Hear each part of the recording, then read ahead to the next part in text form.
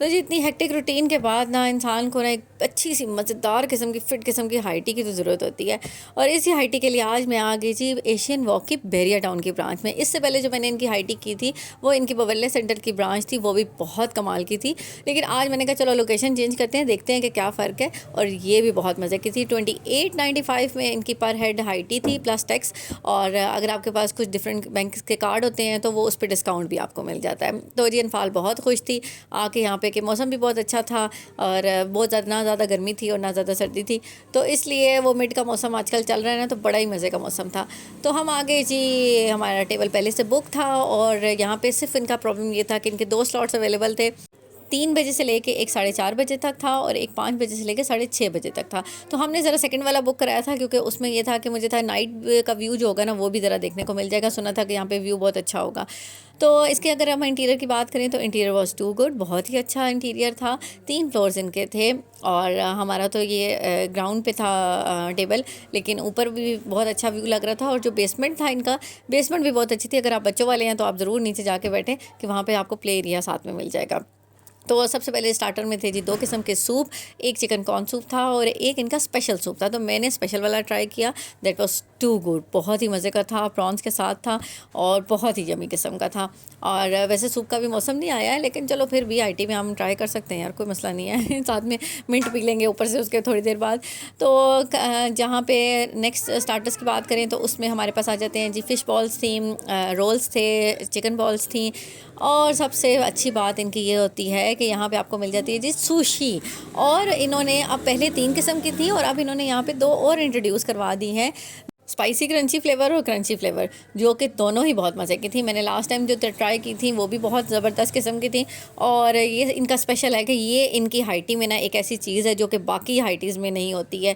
एक प्रॉन बहुत कम लोग दे रहे हैं और एक सुशी। तो ये इनका जो कंपेटिटिव एडवांटेज है ना जी, वो यही है कि ये इनके पास आपको सुशी मिल जाएगी और डिफरेंट फ्लेवर्स की और डिफरेंट कॉम्बिनेशन के साथ जो मिलेगी ना, टू गुड यार, मस्त। आपको मैं रिकमेंड करूँगी कि आपने कम से कम ये ज़रूर ट्राई करनी है।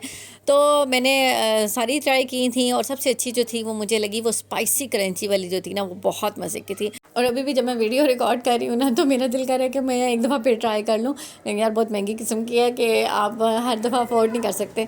तो इसलिए जो है ना high tea once in a month जो होती है ना वही ठीक रहती है, इससे ज़्यादा जो है ना जाना मुश्किल हो जाता है। तो इसके बाद जी मैंने फ़िश बॉल जो थी वो भी ट्राई की। नेक्स्ट बारी आ गई थी जी प्रॉन की। प्रॉन भी बहुत मज़े के थे।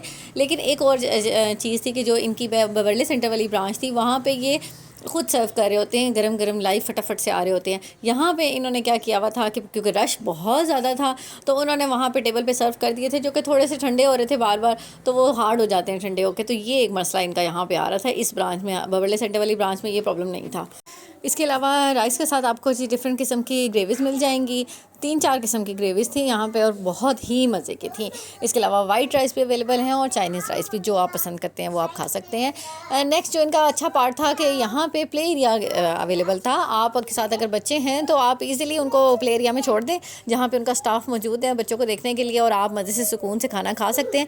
अगर आप बेसमेंट में बैठे हैं तो बस शोर शराबा आपने ज़रूर बर्दाश्त करें, क्योंकि इंतहा का शोर था यहाँ पे, इंतहा का शोर था कि यहाँ पे बैठना वो हाल हो रहा था। लेकिन अगर आपने सुकून से खाना खाना है तो बस शोर बर्दाश्त कर लें।